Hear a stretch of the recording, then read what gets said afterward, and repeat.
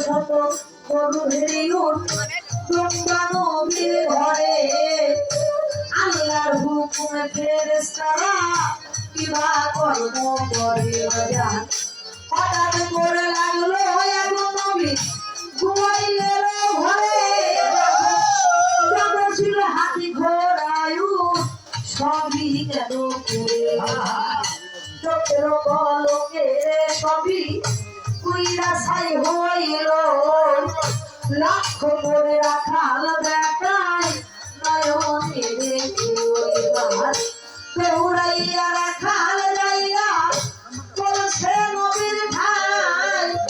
তুমি তো জানো না নবী খবর জানো নাই দেখো তোমার যত গরু ভেরি উঠো লোকটা